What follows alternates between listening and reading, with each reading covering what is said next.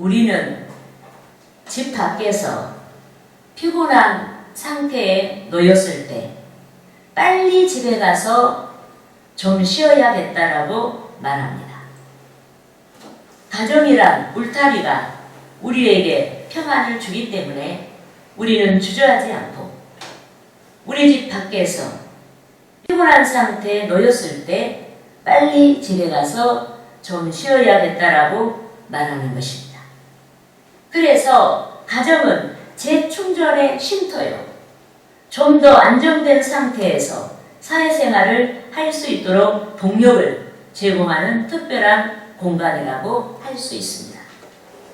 그런데 긍정적인 의미에서 가정이란 가족 간의 피차, 충실해야 평안과 동력의 산실이 될 수가 있습니다. 어느 한쪽만 잘해가지고 안 돼요. 피차 자기 역할을 해야 돼요.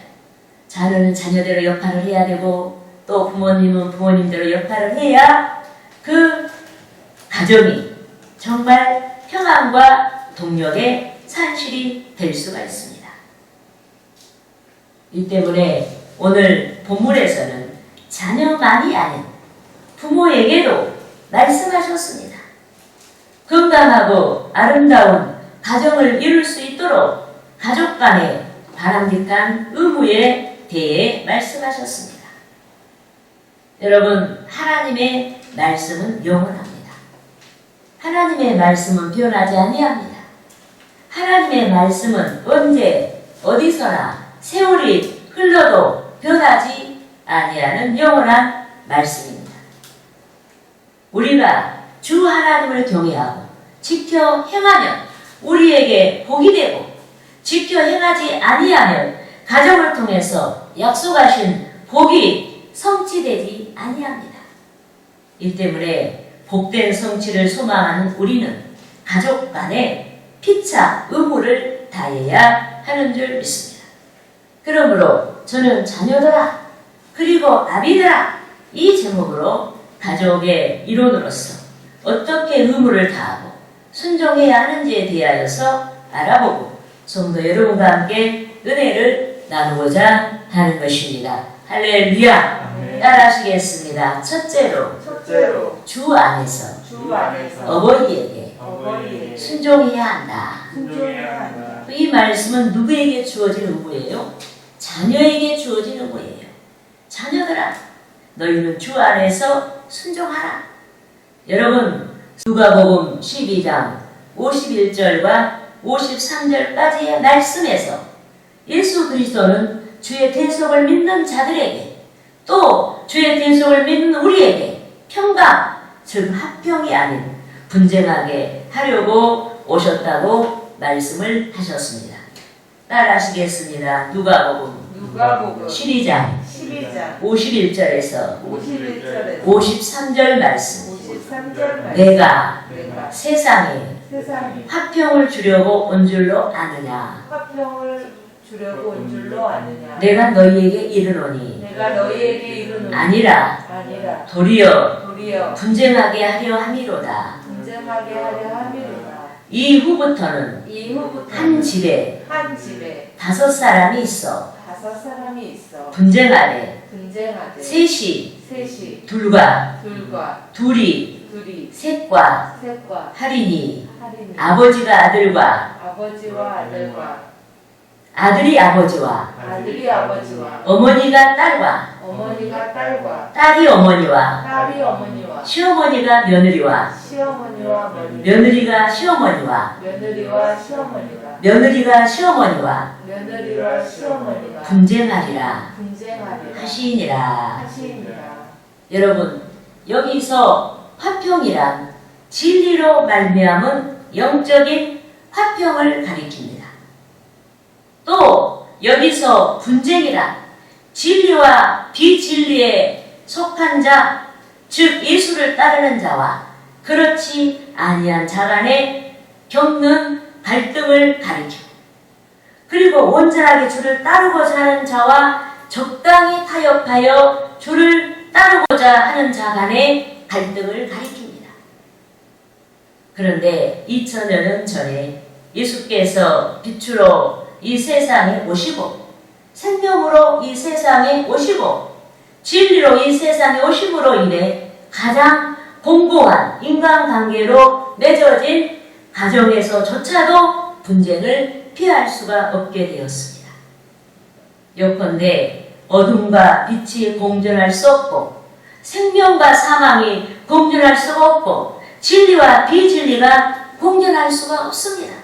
이 때문에 가장 공고한 인간관계로 맺어진 가족이라고 해도 빛과 생명과 진리로 하나 되지 아니하면 믿음으로 하나 되지 아니하면 항상 불협화음 즉 내적인 분쟁을 피할 수가 없습니다. 더욱이 주께서는 믿는 자녀가 믿지 아니한 부모와 분쟁을 피하기 위해서 믿음을 포기하라고 말씀하시지 않았습니다. 영적 분쟁을 통해서 신앙을 견고하게 구축하라고 말씀을 하신 줄 믿습니다. 이 때문에 오늘 본문에서 자녀들을 향해 주 안에서 순종하라고 말씀을 하신 줄 믿습니다. 여러분 본문 1절 말씀을 함께 읽겠습니다. 자녀들아 주 안에서 너희 부모에게 순종하라. 이것이 옳으니라. 아멘. 여러분 주의 대속을 믿지 아니하거나 주의 약속을 온전하게 믿지 아니하는 자는 주 밖에서 즉 진리를 도외시한 채 하나님을 따르지 아니하는 어버이에게 순종합니다. 진리와 배치되는 진리와 상관없는 모든 가르침에 순종합니다. 결국 하나님을 따르지 아니하는 어버이에게 순종하다가 영영이 신앙을 가질 수가 없게 되거나 영영이 신앙에서 떠납니다. 세상 풍속대로 살아가는 어버이에게 순종하다가 영영이 신앙을 가질 수가 없게 되거나 영영이 신앙에서 떠날 수가 있는 것입니다. 이 때문에 우리는 주 밖에서가 아닌 주 안에서 주의 말씀 안에서 어버이에게 순종해야 하는 줄 믿습니다.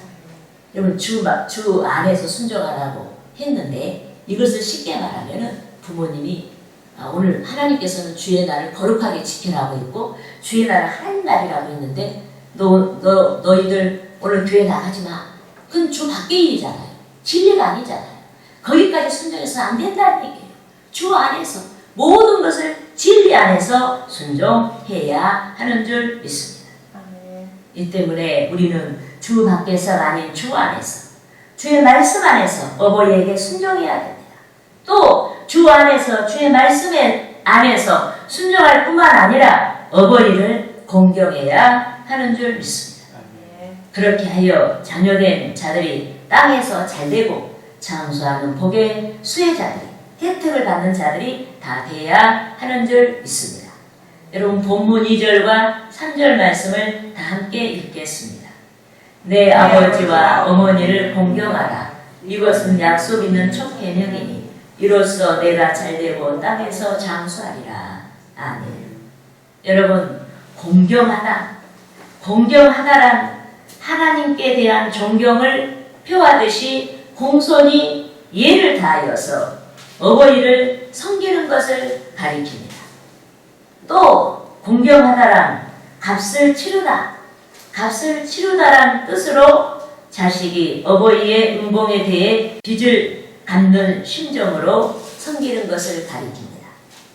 그런데 주 안에서 주의 말씀 안에서 어버이에게 순종하는 자녀마다 반드시 부모님을 공경해야 합니다. 의식주가 안정되도록 돌봐드리고 공경해야 됩니다. 어버이가 안정된 상태에서 살아갈 수 있도록 도와드려야 됩니다. 무엇보다 부모를 공경하는 자녀마다 어버이께 복음을 증언해야 하는 줄 믿습니다. 누구든지 이 세상 저편에서 다가오고 있는 영원한 지옥과 영원한 천국을 피할 수가 없기 때문에 부모를 공경하는 자녀마다 어버이께 예수 그리스도께로부터 오는 구원의 복음을 증언해야 하는 줄 믿습니다. 그렇게 하여 어버이를 공경하는 자녀마다 부모님께서 천국을 선물로 받고 하나님께서 직접 어버이를 간섭해 주시고 축복해 주시고 돌봐주시도록 해야 하는 것입니다. 할렐루야. 따라하시겠습니다. 둘째로 자녀들을 하지 말아야 한다. 노엽게 하지 말아야 한다. 여러분, 아브라함은 하나님께 제사하며 나아가기를 기뻐했습니다. 또 그는 긴 여행에 지친 길손들을 영접하여서 아름다운 음식을 베풀고 쉬어갈 수 있도록 돌봐주어 하나님을 기쁘게 하였습니다. 그런데 아브라함의 아들 이삭은 아브라함이 하나님을 기쁘시게 하며 섬기는 생활을 지켜보며 성장했는데, 그런데 어느 날 하나님께서 아브라함에게 나타나셔서 아브라함을 시험하셨습니다. 따라하시겠습니다. 창세기 22장 1절에서 2절 말씀. 2일 후에 하나님이 아브라함을 시험하시려고 그를 부르시되 아브라함아 하시니 그가 이르되 내가 여기 있나이다. 여호와께서 이르시되 내 아들 내 사랑하는 독자 이삭을 데리고 모리아 땅으로 가서 내가 내게 일러준 한 산 거기서 그를 번제로 드리라.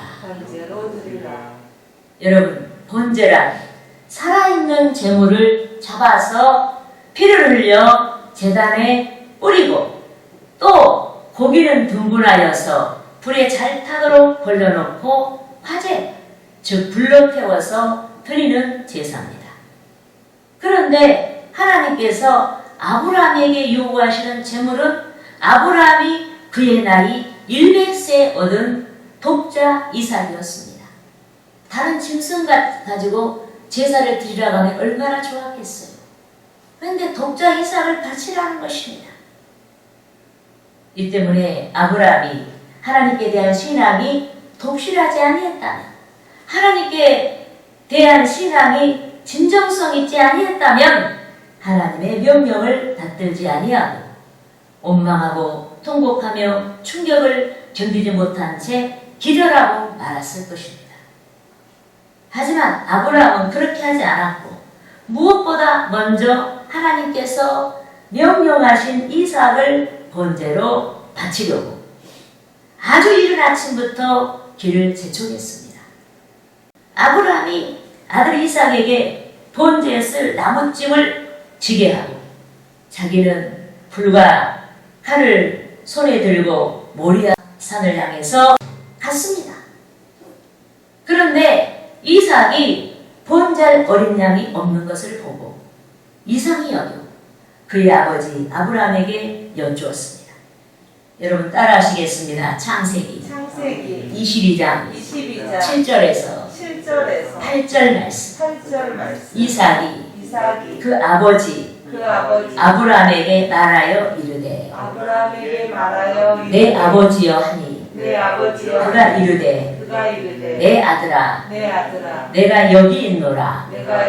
이삭이 이르되 불과 나무는 있거니와 번제할 어린 양은 어디 있나이까. 아브라함이 이르되 내 아들아 번제할 어린 양은 하나님이 자기를 위하여 친히 준비하시리라 하고 두 사람이 함께 나아가서 여러분 이삭의 아버지 아브라함이 분명히 번제할 어린 양은 하나님께서 자기를 위하여 준비하신다고 했는데 번제할 어린 양은 보이지 않고 오히려 아브라함이 이삭을 번제를 드리고자 이삭을 잡기 위해서 결박하고 제단 나무 위에 놓았습니다. 하지만 번제물이 된 이삭이 아버지께 반항하지 아니했습니다. 통곡하지 아니했습니다. 아버지를 욕하지도 아니했습니다. 예전에 아버지 아브라함이 번제로 어린 양을 드릴 때 어린 양들이 순종하며 죽어갔듯이 자신도 그렇게 죽어야 할 차로 여기고 잠잠했습니다. 그래서 그는 반항하지 아니했는데 아브라함이 이삭을 잡기 위해 칼로 내리치려는 순간 여호와의 사자가 나타나셔서 아이에게 손을 대지 못하게 하신 줄 믿습니다. 이리하여 이삭이 죽지 아니했고 하나님께서는 아브라함의 순종뿐만 아니라 이삭의 순종까지도 기뻐 주신 줄 믿습니다. 그런데 죽음의 순간에도 아버지에게 순종했던 이삭은 아버지 아브라함의 신앙 생활을 보고 배웠습니다.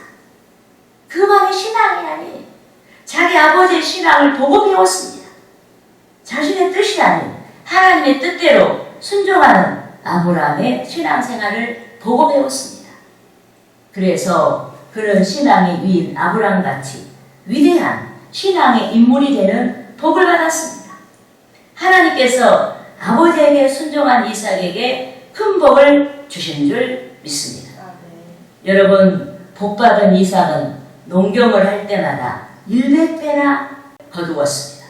100배나 곡식을 거두었어요. 대적들이 변하여서 친구가 되었고 누구든지 이삭과 합친하고자 했습니다. 할렐루야. 이 때문에 우리는 가정의 달 5월 둘째 주의 날이요 어버이 주일인 오늘 무엇보다 우리는 어버이로서 우리의 신앙생활을 돌아가야 하는 줄 믿습니다. 자녀가 신앙이 없어서 하나님을 따르지 않거나 또 자녀가 신앙이 연약해서 아직 온전히 순종하지 아니할 때 그것이 자녀의 문제가 아닌 자녀에게 본이 되지 아니한 어버이의 그 무엇 때문이 아닌지 돌아가야 하는 줄 믿습니다. 여러분, 성경에는 의인인 자식과 지혜로운 자식에 대해 말씀했습니다. 여기서 의인인 자식과 지혜로운 자식이란 하나님을 의지하여 말씀을 실천하는 자식을 가리킵니다.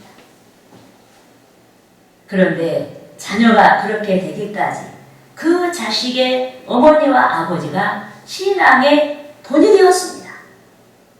그래서 자식이 배웠습니다. 자식이 배운 대로 신앙으로 살자 그 자식이 큰 복을 받았고 그 자식의 부모가 즐거워했습니다.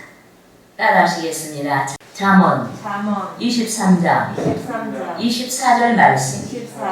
의인의 아비는 크게 즐거울 것이요 지혜로운 자식을 낳은 자는 그로 말미암아 즐거울 것이니라. 여러분, 예수 그리스도의 대속을 믿지 아니한 자들에게 있어서 현세라는 하나의 세상이 있습니다. 그런데 예수 그리스도의 대속을 믿는 자들에게는 현세라는 세상도 있고 영원한 하나님의 나라가 있습니다.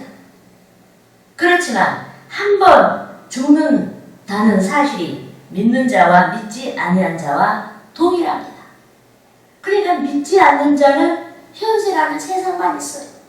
믿는 자는 현세도 있고 세상도 있고 영원한 나라도 있는데 그러나 동일한 것은 한 번은 죽는다는 사실입니다. 또 한 번은 하나님 심판대 앞에 선다는 사실이 믿는 자와 믿지 않는 자와 동일한 운명인 것입니다. 따라하시겠습니다. 히브리서 9장 27절 말씀. 한 번 죽는 것은 사람에게 정해진 것이요 그 후에는 심판이 있으리니. 여러분, 여기서 심판은 도덕적인 심판을 말하지 아니합니다. 누가 더 착하게 살았는가? 이 도덕적인 요구를 따지는 그런 문제가 아닙니다. 인간이 제 아무리 착하게 살았다 해도 하나님 앞에서는 모두가 죄인이기 때문에 하나님의 심판은 도덕적인 심판을 말하지 않는 것입니다. 여러분, 하나님의 심판은 신앙이 전제된 심판을 가리킵니다. 자기 자신이 죄인이란 사실을 인정하고 주의 대속을 믿었느냐 믿지 아니하였느냐? 여기에 따른 심판인 것입니다. 여러분, 주의 대소, 주의 구원을 믿지 아니하는 자는 인격이 수양되어서 제 아무리 도덕적인 높은 차원의 삶을 산다고 해도 오히려 그것이 심판의 동기가 됩니다. 인간이 스스로 의로워질 수 없기 때문에 자기 의로움에 의존하는 자는 최종적인 심판에서 지옥을 피할 수가 없습니다. 그렇지만 주 예수 그리스도의 구원을 믿는 성도는 자기 의를 부인하고 오직 주의 대속을 믿는 신앙의 단로에서 선한 것을 줬습니다. 결국 최종적인 심판에서 천국의 영생과 함께 놀라운 상급을 받게 되는 줄 믿습니다. 여러분, 시대를 막론하고 또 주 예수의 구원을 믿거나 아니 믿거나 또 천국과 지옥을 믿거나 아니 믿거나 이 세상에서 출세하는 자도 많고 성공하는 자도 많습니다. 그런데 우리의 이상은 현세보다 이 세상보다 더 좋은 데 있고 또 우리의 이상은 사망을 극복할 수 있는 영원한 나라예요. 영원한 삶인 것입니다. 이 때문에 주 안에서 부모된 자마다 신앙을 도외시한 채 신앙을 무시한 채 자녀에게 공부하지 말아야 하는 것입니다. 또 하나님께 예배하는 주의 날까지도 공부해서 좋은 성적을 확보하라고 하고 자녀에게 스트레스를 주지 말아야 하는 것입니다. 여러분, 우리가 공부보다 더 중요한 게 있어요. 자녀와 하나님의 관계가 잘 되어서 이 자녀가 이 세상에 태어난 것은 다 뜻이 있어요. 그래서 우리가 주님의 뜻 안에서 자녀들이 독립적으로 신앙을 세워나가고 하나님과의 관계를 잘 맺고 그 가운데서 하나님의 인도 가운데 살아갈 수 있도록 부모된 자는 자녀들을 평강 가운데 인도해야 하는 줄 믿습니다. 네. 여러분, 주의 날까지 공부를 해서 좋은 성적을 얻는다고 해도 그것은 불신앙의 산물이요. 자녀에게 유익이 되지 못합니다. 잠시 좋은 것을 확보하려다가 영적인 영원한 것을 잃게 하는 미련한 상황을 초래하게 되는 것입니다. 그러므로 저와 여러분이 본문 4절 말씀과 같이 세속적인 성취를 위해서 자녀를 노엽게 하지 말고 오직 생명력이 영원한 하나님의 나라에 합당하게 자녀를 인도해야 하는 것입니다. 할렐루야!